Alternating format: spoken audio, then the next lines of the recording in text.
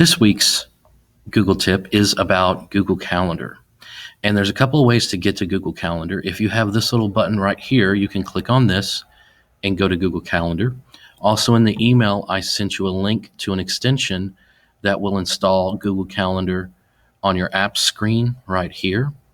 And then you can always just type Google Calendar up here. When you first get to Google Calendar, there's a few things I want to point out. You've got these buttons right here to move forward and backward in time. There are different views up here. The first four are self-explanatory. The agenda just shows you the events that they're coming up. So if there's not an event on that day, it doesn't show you that day. Over here, if you go to more, you've got the print button. And when you choose this, you've got some different options. You can choose how you want it to look whenever it gets printed off. If you go to the gear menu, you've got, just like Gmail, you've got some options here on how it looks. And if you go down to settings, there's some settings in here, like you can set your time zone, how you want the dates to look, the time format, and there's several other things in here that you can kind of mess around with and customize it however you want to. Don't forget to hit save when you're done. The first thing we're going to do is we're going to create some simple events. And the easiest way to create an event is to just click on a date and type your event and click create. And that creates an event right there. Very simple, very quick, but there's actually more that you can do. If you click on the date and then go to edit event, it will give you more options. Also, if you go up here to create, it'll take you to the same menu. When you do this, there are some different options. You can select all day, in which case you can make it last for several days.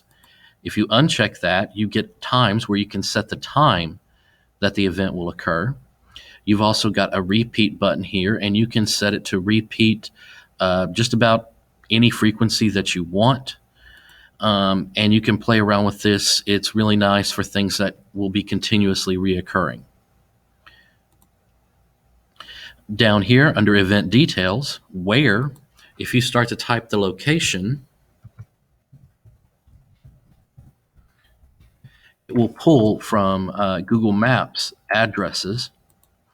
And whenever you go back to this, you can actually import this into Google Maps. The next thing down here, calendar, we're going to get to that next week. The description, you can put a little bit more information about what's going to happen. Attachments, you can add documents to the event. The event color, this is the color it will show up on your calendar. Notifications, I generally set mine to email. Notification pops up on your computer screen or on your phone if you have it set up on your phone, but that's kind of easy to miss, so I prefer emails. And you can add multiple notifications. So if it's something really important, I will send myself an email an hour or two before it occurs. Then I might send myself an email maybe 2 days or a day before it occurs, and an email maybe a few minutes before it occurs. So that way, I know I'm not going to miss the event. Over here, we have add guests. If you type a person's name in here,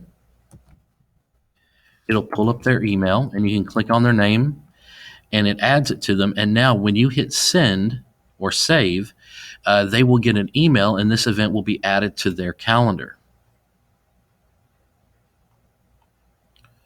So when you're done with it, you hit save. I'm going to hit discard because I don't want to add this.